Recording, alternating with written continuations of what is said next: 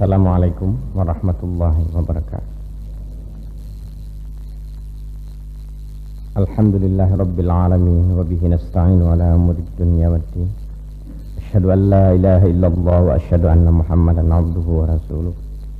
Allahumma salli wa sallim ala Muhammad wa ala ali Muhammad kama sallaita ala ali Ibrahim wa barik ala Muhammad wa ala ali Muhammad kama barakta ala ali Ibrahim fil alamina innaka Hamidum Majid.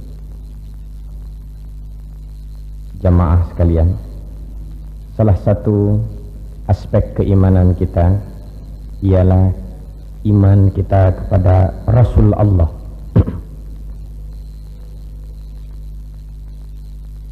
Ada terminologi yang berbeda antara Rasul dalam pengertian Islam dan Rasul dalam pengertian Kristen. Islam mempunyai pengertian Rasul adalah sebagai manusia yang dipilih oleh Allah untuk memperoleh wahyu untuk disampaikan kepada umatnya. Sedangkan kata-kata Rasul di dalam terminologi dan di dalam buku-buku Kristen diartikan sebagai teman-teman Nabi Isa. Kalau kita membaca buku tentang Islam, di sana dikatakan Rasul, maka ini dalam pengertian Nabi.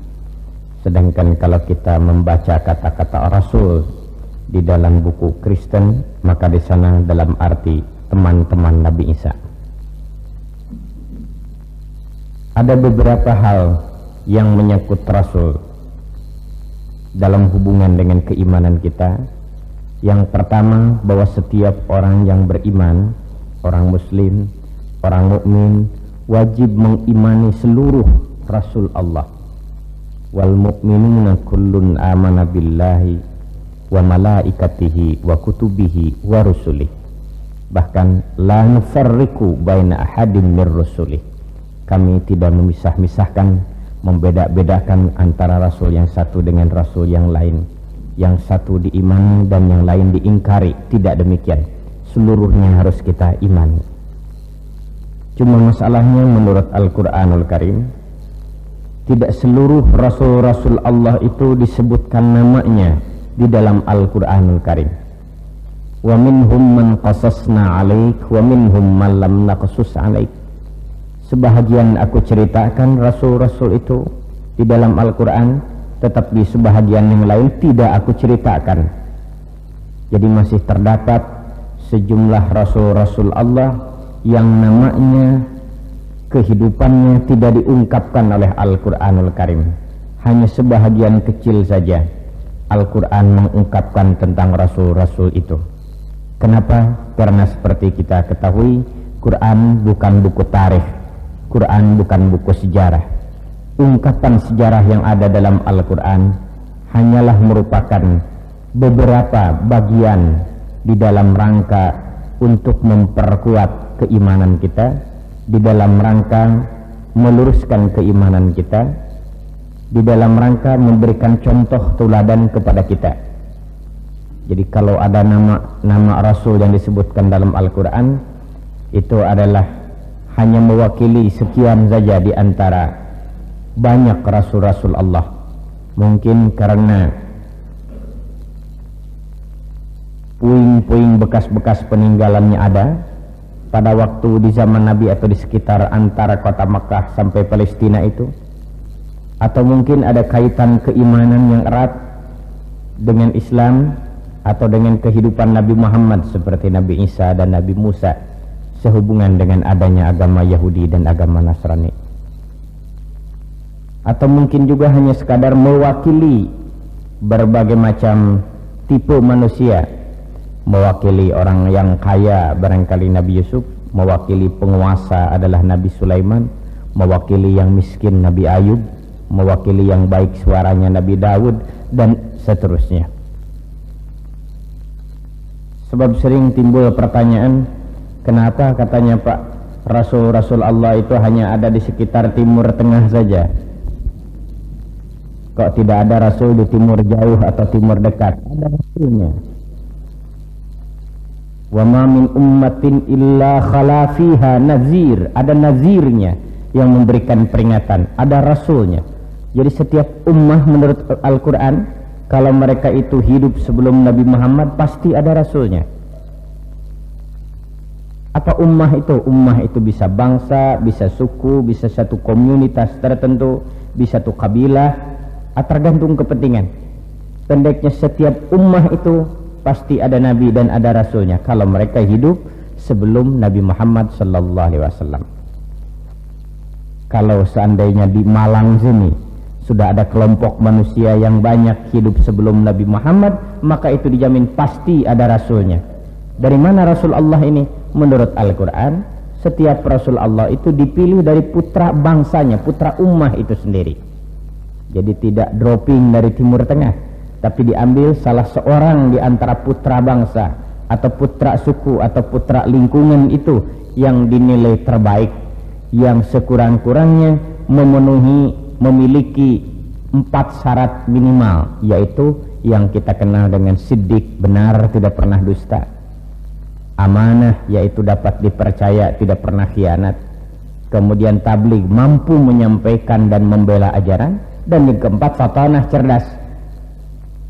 Jadi ini sekurang-kurangnya memenuhi persyaratan ini. Kemudian timbul pertanyaan, siapa kalau begitu Rasul yang pernah hidup di tanah Jawa, di Indonesia ini? Karena tidak disebutkan oleh Al-Quran, kita tidak wajib mengimaninya, tapi dijamin oleh Quran kalau memang ada ummah sebelum Nabi Muhammad, pasti ada Rasul Allah. Jaminan Allah. Apakah yang di Indonesia Rasul ini kan Arok? Saya kira bukan. Kan Dedes apalagi, kan Norton belum ada. Jadi tidak mungkin. Tapi siapa? Itulah yang tidak dijawab oleh Al-Quranul Karim.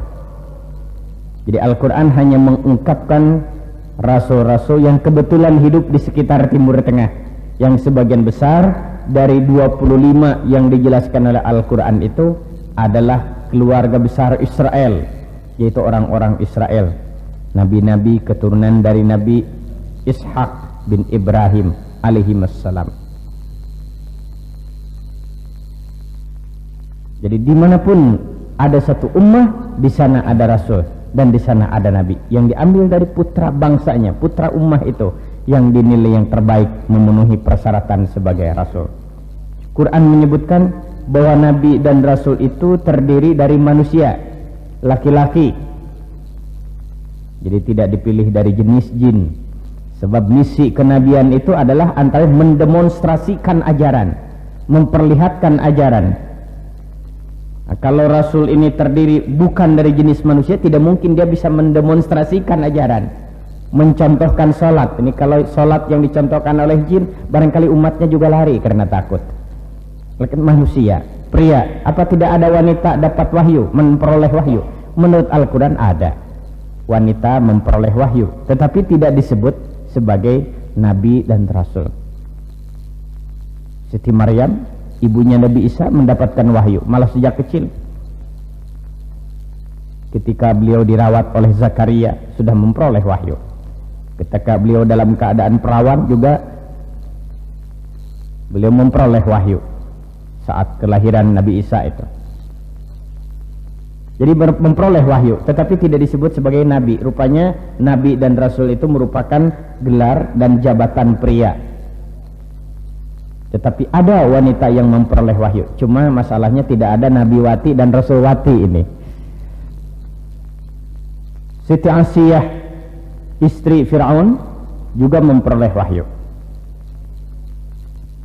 Malah di dalam Al-Quran ada sejumlah nama-nama yang dipersoalkan oleh para ulama, apakah beliau ini nabi, seperti Luqman, karena dalam Al-Quran disebut wa ataina Luqmanal hikmah, kepada Luqman diberikan hikmah. Apakah ini tidak mengisyaratkan wahyu, bahwa beliau ini diangkat juga sebagai nabi dan rasul, sehingga ada beberapa buku menggunakan nama Nabi Luqman. Mengenai nama Luqman ini tidak disepakati oleh para ulama, karena tidak secara jelas Quran menyebutkan bahwa beliau adalah nabi. Berbeda kepada nabi-nabi yang lain, disebutkan secara eksplisit oleh Al-Quran bahwa mereka itu adalah Rasul Allah, sehingga para ulama membatasi 25 saja. Atau ada lagi peranan-peranan di dalam Al-Quran, peranannya disebutkan tapi namanya tidak secara eksplisit dijelaskan. seperti yang diungkapkan dalam surat Kahfi ketika Nabi Musa bertemu dengan seorang orang tua yang kemudian oleh hadis disebutkan itu Nabi Khidir, tapi Quran tidak menyebutkan bahwa itu Nabi Khidir. Oleh karena itu Nabi Khidir ini tidak masuk di dalam kesebelasan 25 Nabi, tidak dimasukkan di dalam kelompok 25 Nabi karena tidak secara jelas, tapi peranannya ada dalam Al-Quran, dalam surat Kahfi. Malah dikatakan yang dianggap sebagai guru Nabi Musa, tetapi ternyata Nabi Musa tidak berhasil, tidak lulus, karena rupanya ujiannya berat, yaitu tidak boleh bertanya, mengerti tidak mengerti sudah terima saja. Dan Nabi Musa ini adalah kritis, kalau tidak mengerti tidak bisa tidak bertanya, rupanya bertanya terus. Tapi justru ada sinilah ujian. Ada beberapa cerita katanya bahwa Nabi Khidir itu masih hidup, ada di dasar laut. Ini sebenarnya cuma dongeng saja. Jadi tidak ada ayat maupun hadis yang mengatakan bahwa Nabi Khidir masih hidup. Banyak orang yang datang ke pinggir laut panggil-panggil Nabi Khidir supaya tidak tenggelam. Katanya tiap tahun ibadah haji, cirinya Nabi Khidir itu tangannya, ibu tangannya ini, ibu jari tangannya tidak ada ruasnya, sehingga orang ibadah haji jabatan tangan cari tangan orang. Siapa tahu Nabi Khidir ini bisa meramalkan sesuatu. Hadirin sekalian, kemudian Nabi Sis dalam Al-Quran tidak ada namanya secara jelas, tapi dalam hadis disebutkan. Ini juga tidak masukkan di dalam 25 Nabi itu. Di antara Nabi-Nabi itu ada yang oleh Al-Quran diceritakan riwayat hidupnya secara lengkap dalam satu surat, seperti Nabi Yusuf.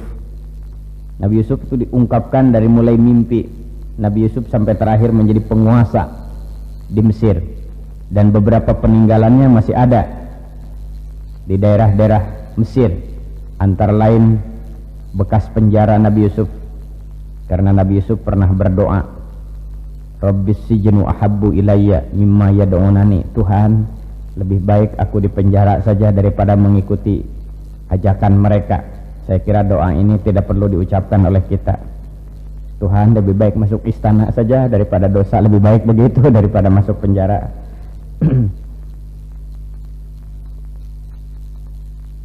Di antara mereka juga ada yang berkaitan dengan ibadah-ibadah kita, seperti Nabi Ibrahim dan Nabi Ismail dalam upacara ibadah haji, atau juga upacara khitan, dua ibadah yang diajarkan oleh ajaran Islam kepada umat Islam satu kali dalam seumur hidup, yaitu khitan dan ibadah haji.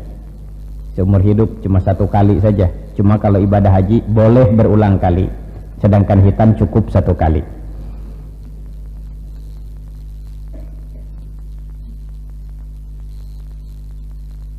Apa bahasa yang digunakan oleh para nabi itu? Quran menyebutkan, wa ma arsalna mir rasulin illa bilisani qaumihi.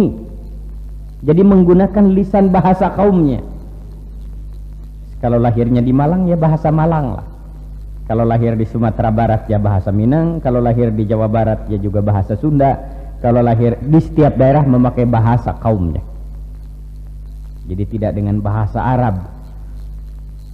Yang memakai bahasa Arab adalah nabi yang memang diutus di negara Arab. Ini beberapa hal yang berhubungan dengan nabi. Khusus tentang dua nabi, rupanya Al-Quran memberikan penjelasan agak khusus, yaitu tentang Nabi Isa dan Nabi Muhammad sallallahu alaihi wasallam. Kenapa? Karena dua nabi ini termasuk dua nabi yang dipersoalkan sekurang-kurangnya oleh tiga agama besar, yaitu agama Yahudi atau Judaism, dan agama Nasrani atau Kristen, dan yang ketiga agama Islam. Satu penegasan yang disebutkan oleh Al-Quranul Karim, walaupun nabi-nabi itu banyak dan berbagai macam bangsa dan suku, berbagai macam bahasa yang digunakan, tapi inti ajarannya adalah sama, yaitu ajarannya adalah mentauhidkan Allah, mengesahkan Allah. Jadi tidak ada seorang nabi yang mengajarkan bertentangan dengan prinsip tauhid, mengesahkan Allah. Kalaupun ada ajaran yang dikatakan sebagai ajaran dari Nabi ternyata tidak mentauhidkan Allah, pasti ini ajaran tambahan kemudian, tidak mungkin ajaran Nabi. Jadi kalau ajaran Nabi pasti sama. Syara'a lakum minad dini ma wassa bihi Nuhan walladzi auhayna ilaik. Apa yang diberikan, agama yang diberikan oleh Allah kepada Nabi Nuh itu adalah persis sebagaimana ajaran yang kami berikan kepadamu Muhammad. Di ajaran, inti ajarannya sama. Mungkin syariat-syariat teknisnya ada perbedaan sesuai dengan tingkat kultur dan budaya masing-masing dari ummah yang dihadapinya. Dalam studi sejarah agama sering dipersoalkan, apakah Sang Buddha itu tidak mungkin Nabi? Beliau ini hidup sebelum Nabi Muhammad. Apakah Konghucu itu tidak mungkin Nabi? Melihat kebijakannya, melihat pribadinya, mereka itu adalah orang-orang yang baik luar biasa. Apa tidak mungkin beliau-beliau itu Nabi? Kemungkinan itu bisa-bisa saja, karena mereka hidup sebelum Nabi Muhammad, asal ajarannya tauhid. Tetapi karena Quran tidak menyebutkan ada nama yang disebut Buddha dan Konghucu, sehingga kita tidak wajib mengimaninya. Jadi kemungkinan bisa saja karena beliau-beliau hidup sebelum Nabi Muhammad, sepanjang ajarannya itu adalah mentauhidkan Allah. Nah, sekarang ajarannya tidak mentauhidkan Allah, itu kemungkinan ajaran beliau berdua, atau mungkin juga tidak mentauhidkan itu bukan dari ajaran beliau tapi tambahan kemudian, seperti ajaran Nabi Isa yang semula mengajarkan tauhid, tapi setelah tahun 325 sidang konsili Nikea datang ke sini menjadi trinitas. Jadi bisa saja. Hadirin sekalian, tentang Nabi Muhammad sallallahu alaihi wasallam ada 10, sekurang-kurangnya ada 10 pernyataan Allah yang merupakan prinsip keimanan kita. Yang pertama tentu saja bahwa Muhammad itu adalah Rasul Allah. Hampir rata-rata orang yang mempelajari tentang kehidupan Muhammad sampai kepada tingkat kagum bahwa Muhammad itu adalah seorang yang luar biasa. Dari 100 tokoh yang pernah hidup di dunia, Muhammad dimasukkan dalam urutan nomor 1. Tapi apakah dengan meyakini Muhammad sebagai urutan nomor 1 dari 100 tokoh pilihan dunia itu termasuk seseorang itu lantas muslim? Tidak. Sebab keyakinan yang dituntut dari Al-Quran ialah meyakini bahwa Muhammad itu adalah Rasul Allah. Malah ini harus kita nyatakan di dalam pernyataan formal pertama, yaitu syahadatain. Ada 2 syahadah, syahadah uluhiyah dan syahadah risalah. Kepengakuan dan keyakinan kita bahwa tidak ada Tuhan melainkan Allah, dan harus diikuti dengan keyakinan bahwa Muhammad adalah Rasul Allah. Keyakinan seseorang bahwa tidak ada Tuhan melainkan Allah belum memberikan jaminan bahwa dia sebagai seorang muslim sebelum dia meyakini bahwa Muhammad adalah Rasul Allah. Pernyataan Muhammad Rasul Allah ini kepada umat Islam sampai diperintahkan untuk dinyatakan dalam azan, di dalam qamat, bahkan di dalam salat dan di dalam berbagai macam kesempatan. Malah tidak sedikit orang yang nikah juga dicek dulu oleh bapak KUA baca syahadat, barangkali kalau bukan Islam. Pernyataan formal dia muslim. Kalau seseorang sudah menyatakan 2 kalimat syahadat dengan penuh kesungguhan, resmi dia Islam. Formal menurut penilaian kita sebagai manusia dia adalah Islam. Lantas bagaimana? Apakah benar-benar Islam atau hanya menipu? Itu adalah soal dirinya terhadap Tuhan. Tapi resmi dia adalah muslim. Ketika salah seorang panglima perang yaitu Usamah, panglima muda, sempat membunuh seorang lawan karena dia sedang bertanding perang, kemudian terkalahkan, lantas langsung dia baca syahadat, oleh Usamah dibunuh juga orang itu. Berita ini sampai kepada Rasulullah. Kata Rasulullah, saya dengar engkau membunuh orang yang sudah membaca 2 kalimat syahadat dalam perang. Usamah menjawab, ya Rasulullah, dia membaca 2 kalimat syahadat itu karena dia takut kepada saya. Dia kalah perang, lantas dia baca syahadat. Rasul murka mendengar jawaban Usamah ini, dan beliau menyatakan, kok tahu betul kamu, kenapa tidak dibelah saja dadanya? Tahu betul sikap hati orang lain. Jadi artinya kita hanya bertugas menilai yang lahir saja. Hal-hal yang di dalam memang bukan urusan kita. dalam surat Al-Fatah dengan jelas sekali, Muhammadur Rasulullah. Muhammad itu adalah Rasul Allah. Walladzina ma'ahu asyidda 'alal kuffar ruhama'u bainahum. Dan orang-orang yang beserta Muhammad, para sahabat itu bertindak keras dan tegas kepada orang-orang kafir dan kasih sayang di antara mereka.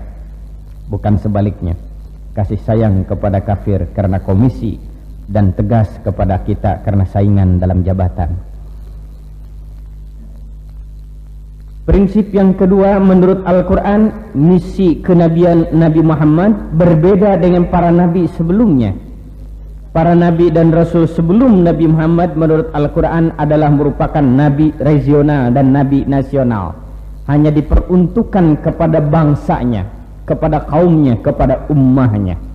Sedangkan Nabi Muhammad diutus oleh Allah, ditujukan untuk seluruh manusia.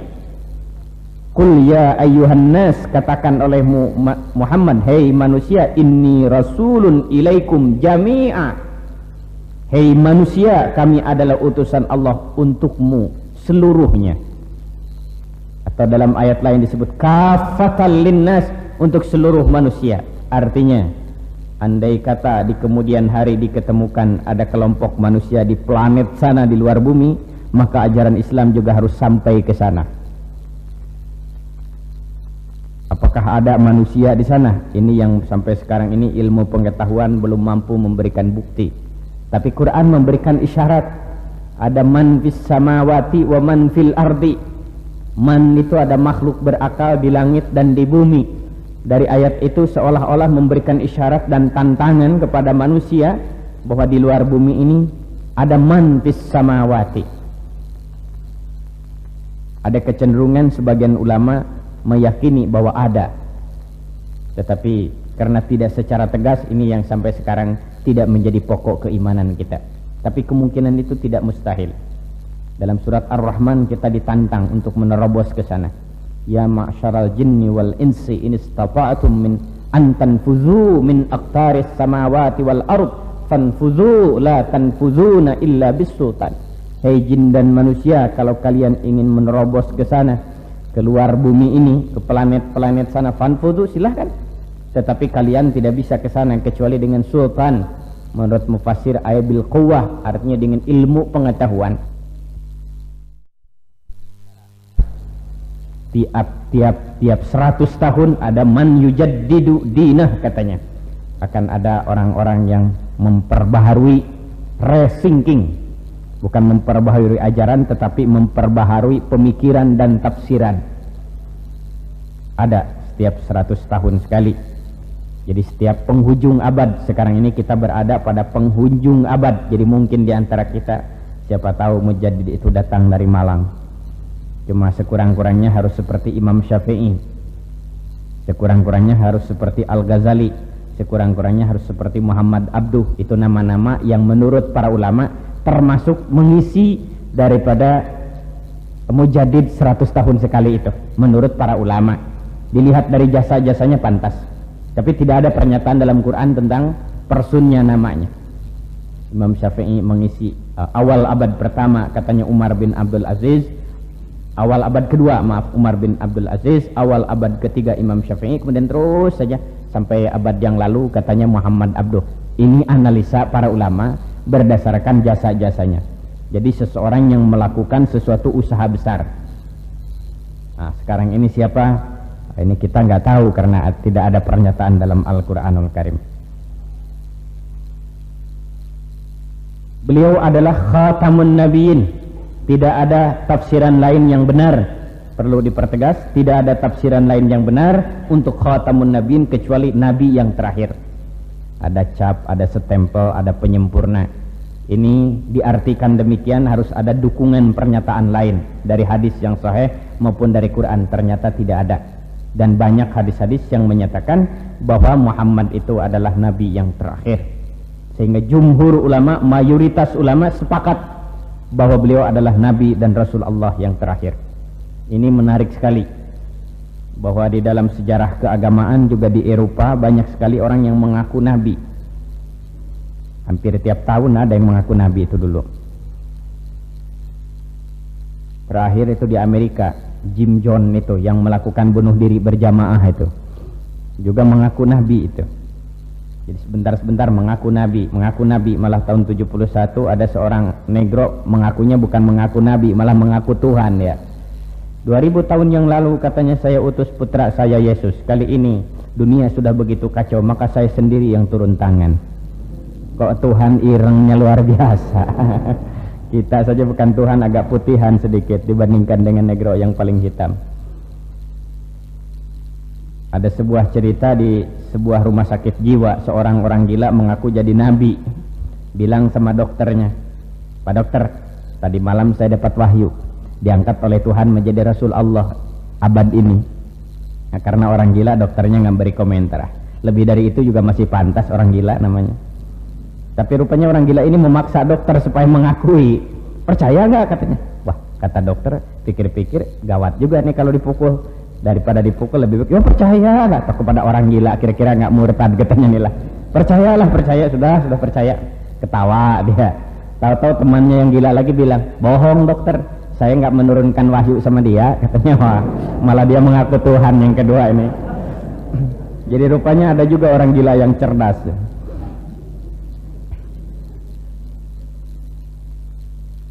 Pada waktu Rasulullah sallallahu alaihi wasallam membuat satu kebijaksanaan tentang tahanan perang atas dasar suara mayoritas dari sahabat bahwa tawanan perang itu lebih baik ditukar saja dengan tawanan umat Islam. Di tawanan kafir yang ditahan oleh umat Islam ditukar saja begitu. Seperti biasa selesai peperangan. Tapi Umar bin Khattab tidak setuju. Saya tidak setuju ya Rasulullah. Jadi bagaimana pendapatmu? Bunuh saja kata. Wah, kata Abu Bakar Siddiq, kalau orang-orang ini dibunuh berarti teman-teman kita juga dibunuh di sana. Kata Umar, dia dibunuh ya mati syahid malah. Jadi enak saja Umar itu, mati syahid gitu. Memang dalam banyak hal Umar ini banyak pemikiran-pemikirannya itu praktis, tapi ya cukup mengagetkan orang. Bunuh saja. Lantas Rasulullah mengambil suara mayoritas. Pada waktu ditukar langsung ditegur oleh Allah Subhanahu wa taala, kebijaksanaan Rasul salah. Karena orang-orang yang ditahan ini ternyata bukan tawanan perang, tapi intelijen lawan yang pura-pura sebagai tahanan untuk membocorkan rahasia umat Islam.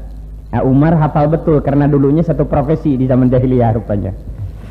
Jadi hafal betul, jangan ini teman-teman saya begitu dulu ini. Dia pura-pura saja itu ditahan, padahal dia membocorkan rahasia.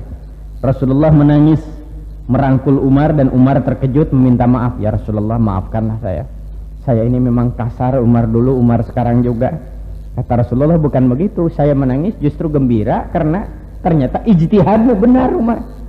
Sehingga dalam hadis dikatakan, Rasul menyatakan, seandainya ada nabi setelahku maka engkau yang paling tepat, karena barangkali fatonahnya sudah ada, cuma memang formulir pendaftaran sudah habis, tidak ada lagi. Khatamun Nabiyyin. Kemudian menurut Al-Quran, misi dan risalah Muhammad sallallahu alaihi wasallam itu adalah sebagai rahmatan lil alamin. Wa ma arsalnaka illa rahmatan lil alamin, surat Al-Anbiya. Tidak kami utus engkau Muhammad kecuali harus menjadi salam kasih sayang bagi seluruh alam. Kata-kata alamin menunjukkan bahwa kasih sayang Islam itu tidak hanya dibatasi kepada manusia muslim, tetapi juga kepada non muslim, bahkan sampai kepada fauna dan flora, binatang dan tumbuh-tumbuhan harus memperoleh kasih sayang kita. Kita tidak boleh menyakiti binatang sebagaimana kita tidak diperkenankan menyakiti manusia. Kalaupun kita akan membunuh binatang, kita bunuh karena binatang itu untuk dimakan oleh kita, atau kita bunuh untuk kepentingan manusia, atau kita bunuh karena kalau hidup dia akan bahaya bagi manusia. Jadi mencintai lingkungan hidup itu adalah bagian daripada kehidupan kita, bagian daripada sikap hidup umat Islam. Kalau menyembelih binatang saja kan kita mesti dengan pisau yang sangat tajam. Tidak boleh kita mengambil bagian binatang yang masih hidup, itu termasuk bangkai katanya. Jadi kalau kita memiliki seekor kambing begitu, karena malas untuk dipotong, potong saja dulu ekornya untuk sop buntut, kemudian potong telinganya, sop telinga, itu tidak boleh. Kan itu haram. Ma quti'at minal bahimati wa hiya hayyatun fahiya maitatun, sabda Rasulullah. Itu termasuk bangkai yang dilarang untuk dimakan. Rahmatan lil alamin. Kata-kata dalam Al-Quran, la tufsidu fil ardi ba'da islahiha, janganlah kamu berbuat kerusakan setelah bumi ini diciptakan oleh Allah dengan baik. Ini juga bisa berarti jangan membuat kerusakan lingkungan. Zaharal fasadu fil barri wal bahri bima kasabat aydin nas, juga ini bisa mengisyaratkan tentang kerusakan lingkungan di darat dan di laut adalah karena tangan-tangan kotor manusia. Tangan-tangan kotor manusia, di mana umat Islam tidak boleh merusak lingkungan hidup. Ini dua ayat ini yang terakhir ada dua ayat Bapak Emil Salim ini tentang lingkungan hidup. Kemudian pri kehidupan Rasulullah sallallahu alaihi wasallam adalah merupakan uswatun hasanah, suri tuladan yang baik, uswah hasanah. Laqad kana lakum fi Rasulillahi uswatun hasanah, dan telah ada pada diri Rasulullah itu suri tuladan yang baik bagi siapa? Liman kana yarjullah wal yaumil akhir. Menjadi suri tuladan yang baik adalah bagi orang yang benar-benar mengharapkan Allah dan meyakini Allah dan hari akhir, serta selalu ingat kepada Allah. Bagi mereka yang banyak dosa, barangkali dianggap sebagai sumber penderitaan. Muhammad sallallahu alaihi wasallam itu bersih dari dosa. Dijamin oleh Allah bahwa beliau tidak melakukan dosa, bahwa beliau melakukan khilaf sebagai manusia memang terdapat, bahkan diabadikan dalam Al-Qur'anul Karim. Ketika beliau menerima tamu-tamu besar, barangkali diplomat dari negeri lain, ketika itu datang seorang orang buta, Ummil Maktum, kemudian minta bertemu dengan Rasulullah, oleh Rasulullah dibiarkan karena sedang melayani orang-orang tamu-tamu dari negara asing, begitu, diplomat-diplomat yang menurut penglihatan kita sebetulnya wajar-wajar saja, tidak melayani yang datang kemudian, tetapi rupanya untuk seorang rasul ini dianggap sebagai sesuatu khilaf, sehingga diabadikan oleh Allah tegurannya itu dalam abasa wa tawalla an ja'ahul a'ma. Muhammad bermuka masam karena datangnya orang buta menghadap dia. Padahal siapa tahu orang buta itu lebih mulia daripada orang yang melihat. Dan saya kira wajar kalau orang buta lebih mulia di sisi Allah daripada orang yang melihat, karena orang yang buta toh dia tidak bisa melakukan dosa karena mata. Kita ini yang repot, yang melihat masih mungkin banyak dosa karena mata, sedangkan orang buta tidak pernah dosa karena mata. Cuma masalahnya orang buta tidak mendapat pahala dari mata, sedangkan kita mempunyai kesempatan berpahala dengan mata. Jadi tergantung kita saja memanfaatkannya. Dengan mata ini banyak dosa atau banyak pahala ini. Kemudian Rasulullah sallallahu alaihi wasallam menurut Al-Qur'an tidak pernah berguru. Jadi belajar seperti kita kursus privat atau bimbingan tes masuk universitas atau sekolah. Jadi berguru, mendatangkan guru, ini yang tidak pernah menurut pernyataan Al-Qur'an. Dan kemudian dinyatakan juga bahwa Muhammad itu, Rasulullah sallallahu alaihi wasallam, adalah ummi, tidak dapat menulis dan tidak dapat membaca. Tentu saja ini tidak jadi suri tuladan. Wah, kalau begitu buta huruf jadi sunnah Rasul ini. Silahkan saja kalau bisa pandai seperti Nabi. Kenapa ummi? Salah satu hikmah yang dapat kita peroleh bahwa Nabi Muhammad adalah ummi, yaitu untuk jaminan bahwa Al-Quran itu adalah benar-benar firman Allah, bukan ciptaan manusia. Nah, hadirin sekalian, mengenai tadi teguran Allah kepada Nabi Muhammad berbuat khilaf, ada beberapa dalam Al-Quran, barangkali sekitar 5 tempat. Satu tadi tentang teguran bahwa Nabi tidak melayani Ummil Maktum, abasa wa tawalla. Pernah Nabi melakukan khilaf juga mendoakan pamannya Abu Talib, yang selama 48 tahun menjadi pembela utama Nabi, yang telah mengerahkan dana dan usaha untuk membela Muhammad. Tahu-tahu ketika meninggal dunia, Abu Talib tidak mau memilih Islam. Ketika dibimbing oleh Nabi untuk mengucapkan syahadat, malah beliau menjawab, Muhammad, agamamu terus perjuangkan, tapi biarlah paman memeluk agama nenek moyangmu. Begitu wafat, Rasul sedih mendoa, ditegur oleh Allah. Tidak pantas, kewajibanmu hanya menyampaikan saja. Atau ketika seorang tokoh munafik, Abdullah bin Ubay itu meninggal dunia, oleh Nabi disalatkan karena resminya atau formalnya dia Islam, tapi tahu-tahu musuh besar, ditegur oleh Allah. Atau Nabi pernah mengharamkan sesuatu karena memenuhi keinginan istrinya. Juga ditegur oleh Allah, lima tuharrimu ma ahallallah, dan beberapa tempat lain. Ummi, tidak dapat menulis dan tidak dapat membaca. Kemudian berakhlak mulia, innaka la'ala khuluqin azim, berakhlak mulia. Dan kemudian aspek yang terakhir daripada keimanan kita terhadap Muhammad ialah bahwa segala titah perintahnya wajib kita patuhi, kecuali kalau ada penjelasan bahwa itu tidak wajib, maka baru bernilai mungkin sebagai sunat atau anjuran. Ini yang tercantum dalam Al-Quran, 10 aspek keimanan seorang muslim terhadap Muhammad sallallahu alaihi wasallam. Khusus juga tentang Nabi Isa ada beberapa pernyataan khusus, seperti juga sudah kita yakini, untuk mengingatkan kita kembali saja, yaitu karena Nabi Isa ini dipersoalkan oleh 3 agama besar. Agama Yahudi menganggap bahwa Isa itu adalah manusia terkutuk, anak haram, sehingga harus dibunuh, dan mereka yakin sudah berhasil membunuhnya. Orang Kristen menganggap Isa adalah oknum Tuhan, dia dibunuh di kayu salib adalah karena misi pembebasan dosa manusia sebagai akibat dosa warisan, dan dia diangkat ke langit berada di sisi kanan Tuhan di sorga, begitu. Sedangkan menurut Islam, ia bukan anak haram dan ia bukan anak Tuhan, tetapi ia manusia biasa, Rasul Allah yang disucikan, diperuntukkan untuk Bani Israel saja. Jadi termasuk Nabi hanya untuk orang Israel. Bagaimana bangsa lain pada waktu itu sudah ada nabinya. Jadi sudah ada nabi untuk bangsa-bangsa lain. Rasulan ila Bani Israel. Dia hanyalah seorang rasul yang ditujukan kepada Bani Israel. Sebagai tanda kerasulan kepadanya diberikan mukjizat-mukjizat.